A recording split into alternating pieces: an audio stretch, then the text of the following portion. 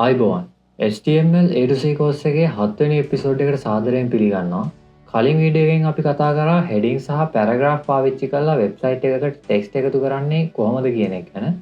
අද අපි කතා කරන්න යන්නේ ඒ ලියපු text එහෙම නැත්නම් letters අපිට ඕනි විදිහට style කරගන්නේ එහෙම නැත්නම් format කරගන්නේ කොහොමද කියලා. ඒ කියන්නේ අපි ලියපු text බෝල් කරගන්න, ඒ වගේම ඉටලික් ස්ටයිල් එකට ලියන්න, ඒ වගේම අන්ඩර්ලයින් කරගන්න, මෙන්න මේ වගේ දේවල් කොහොමද කරන්න කියලා අද වීඩියෝ එකෙන් කතා කරමු. අපි මුලින්ම අලුත් HTML ෆයිල් එකක් හදාගෙන අපේ බොයිලර් ප්ලේට් එක ඇඩ් කරගමු.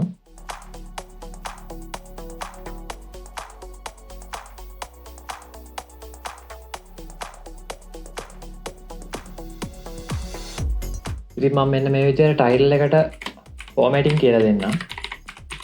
ඒ වගේම මම බොඩි එකට පැරග්‍රාෆ් එකකුත් ඇඩ් කරගන්න.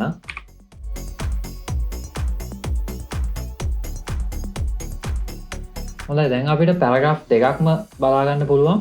ඊට පස්සේ අපි මේක ලයිව් සර්වර් එකෙන් ඕපන් කරලා බලමු. දැන් අපේ පැරග්‍රාෆ් දෙකම මේ විදිහට අපේ වෙබ්සයිට් එකේ ඩිස්ප්ලේ වෙනවා බලා ගන්න පුළුවන්.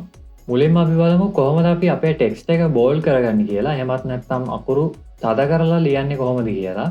මේකට අපි පාවිච්චි කරන්නේ B tag එක.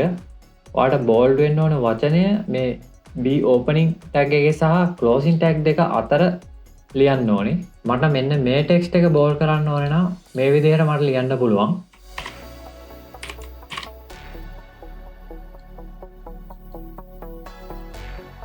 දැන් ඔයාලට පේනවා ඇති අපේ බෝල්ඩ් tag එක මෙතනින් open වෙනවා. ඒ වගේම මේ bold tag එක මෙතනින් close වෙනවා.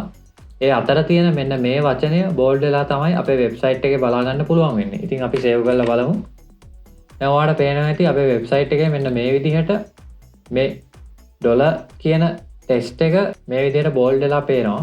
ඒ වගේම professional developer කෙනෙක් විදිහට දැනගන්න ඕනේ තවත් වැදගත් දෙයක් තියෙනවා. HTML වල අකුරු bold කරන්න තව tag එකක් තියෙනවා. ඒ තමයි strong කියන්නේ.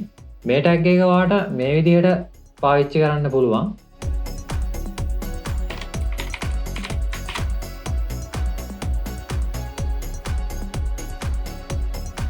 ඉතින් මේ strong tag එකටත් මේ විදිහට opening සහ closing tag එකක් තියෙනවා.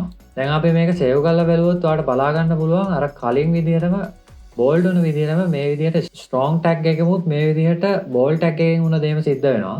මේ bold tag එකෙන් සහ strong tag එකෙන් කරපු එකේ කිසිම වෙනසක් අපිට බලා ගන්න පුළුවන් වෙන්නේ නැහැ. දෙකම තද කළු පාට වෙලා තියෙන්නේ. එහෙනම් මොකක්ද මේ දෙකේ වෙනස? bold tag එකෙන් කරන්නේ නිකම්ම text එකේ පෙනුම වෙනස් කරන එක විතරයි. හැබැයි strong tag එක පාවිච්චි කරන්නේ Google search engine එකකට හරි එහෙම නැත්නම් screen reader එකකට හරි තේරෙන්න මේ වචනේ ගොඩක් important කියලා කියන්න. ඒ නිසා SEO වලදී අපි හැම වෙලාවෙම පාවිච්චි කරන්නේ strong කියන tag එක. ඊළඟට අපි කතා කරන්න ඕනේ තවත් tags දෙකක් තියෙනවා. ඒ තමයි italic සහ underline කියන්නේ.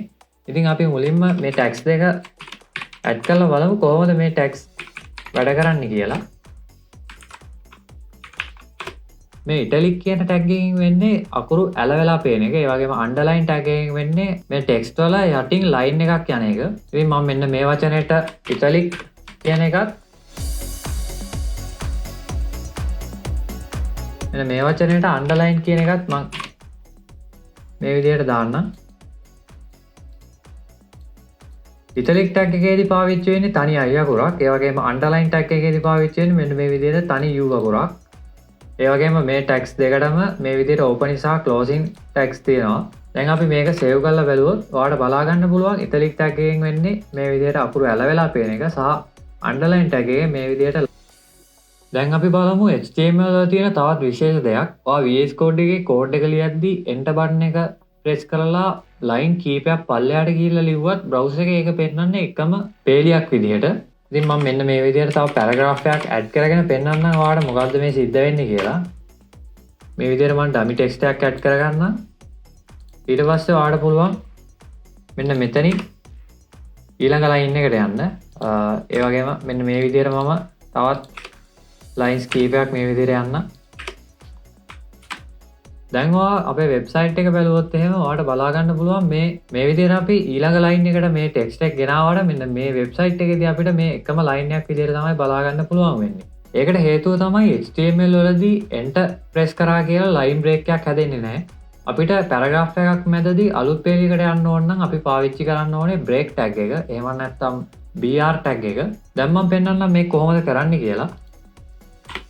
මෙන්න මේ විදිහට අපිට BR ටැග් එක ඇඩ් කරගන්න පුළුවන්. ඊට පස්සේ අපි සේව් කරලා බලුවොත් ඔයාලට පේනවා මේ BR ටැග් එක දුන්න තැනින් ඊළඟ ලයින් එකට මේ ටෙක්ස්ට් එක යනවා.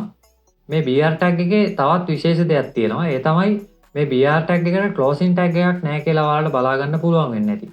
මේකට කියන්නේ self closing tags කියලා. එහෙම නැත්නම් empty elements කියලා කියන්න පුළුවන්. අද වීඩියෝෙන් කතා කරන අන්තිම ටැග් එක තමයි HR ටැග් එක කියන්නේ. එහෙම නැත්නම් horizontal rule ටැග් එක කියන්නත් පුළුවන්. අපිට වෙබ් පේජ් එකක් කොටස් දෙකකට වෙන් කරන්න තිරස් අතට දිග රූල් එකක් අඳින්න ඕන. එහෙම නැත්නම් දිග ඉරක් අඳින්න ඕන නම් මේ ටැග් එක පාවිච්චි කරන්න පුළුවන්.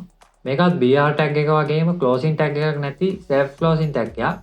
දැන් මම පෙන්නන්නම් කොහොමද මේක කරන්නේ කියලා.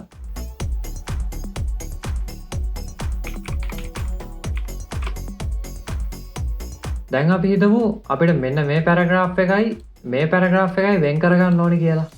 එතකොට අපිට පුළුවන් මෙන්න මේ horizontal rule කියන ටැග් එක පාවිච්චි කරන්න. ඉතින් මේ ටැග් එක මෙන්න මේ විදිහට තමයි අපි දෙන්නේ. HR කියලා තමයි මේ ටැග් එකේ තියෙන්නේ. ඊට පස්සේ අපි සේව් කරලා බලමු. දැන් ඔයාලට පේනවා මේ පැරග්‍රාෆ් දෙක අතර රූල් එකක් ඇඩ් වෙලා තියෙනවා. අද අපි ඉගෙන ගත්ත ටැග්ස් පාවිච්චි කරලා ඔයාලට පුළුවන් දැන් ඔයාගේ වෙබ්සයිට් එකේ ටෙක්ස්ට් එක ප්‍රොෆෙෂනල් විදිහට ෆෝමැට් කරගන්න.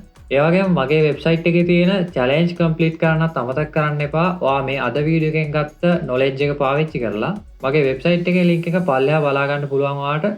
ඉතින් ඊළඟ වීඩියෝ එකෙන් අපි කතා කරනවා වෙබ් ඩෙවලොප්මන්ට් වල තියෙන තවත් ගොඩක් වැදගත් කොටසක් වෙන කමෙන්ට්ස් ගැන. එහෙනම් ඊළඟ වීඩියෝ එකෙන් හමු වෙමු.